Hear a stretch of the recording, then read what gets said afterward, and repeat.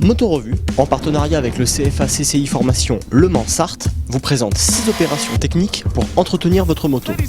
Opération numéro 5, la purge des freins. Pour cette opération, nous aurons besoin de chiffons de protection, de nettoyants frein, de liquide de frein, d'un récupérateur avec un tuyau adapté, de clés plates et de tournevis cruciforme. Avant toute opération, pensez à protéger l'ensemble de votre machine car le liquide de frein est très corrosif. Cette opération consiste à remplacer votre liquide de frein afin d'enlever l'ensemble des impuretés, des traces d'humidité et des bulles d'air qui peuvent se trouver dans votre circuit de freinage. Tout d'abord, commencez par déposer le réservoir de votre bocal de mètre cylindre de frein. Puis enlevez le couvercle en prenant soin de ne pas renverser de liquide de frein.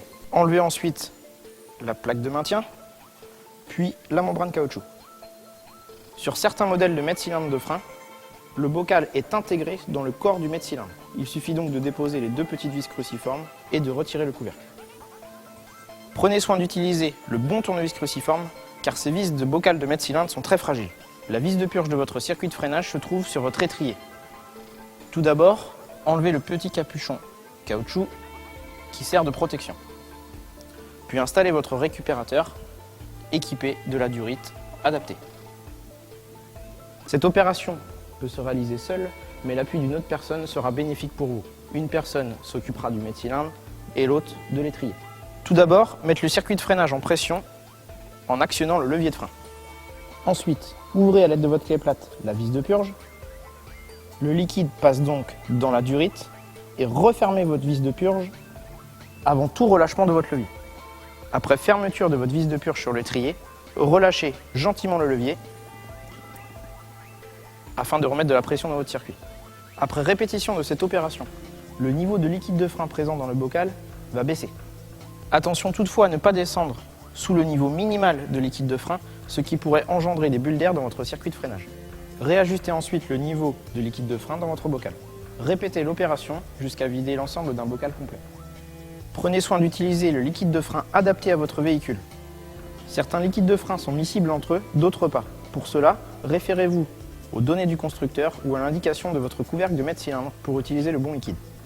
Avant toute opération de remontage, pensez à nettoyer l'ensemble des éléments afin d'enlever les traces de liquide usagé ou d'éventuelle humidité. Réalisez le niveau de liquide dans votre bocal de mètre-cylindre en faisant très attention à ne pas dépasser le niveau maximal. Remettre en place la membrane caoutchouc, puis la plaquette de maintien et enfin le bouchon du bocal.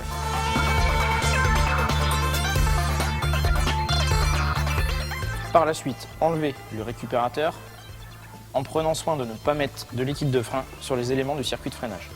Serrez modérément votre vis de purge, essuyez les résidus de liquide de frein, puis remettre le petit capuchon caoutchouc. Pour les machines équipées de 2 étriers sur le même circuit de freinage, assurez-vous d'effectuer la purge côté droit, puis côté gauche. À la fin de cette opération, assurez-vous de la bonne pression de votre circuit de freinage avant toute utilisation sur route. A noter également que pour les véhicules équipés de freinage combiné ou de freinage ABS plus spécifique, il est essentiel de se retourner vers votre garagiste ou votre concessionnaire afin d'effectuer la purge de frein.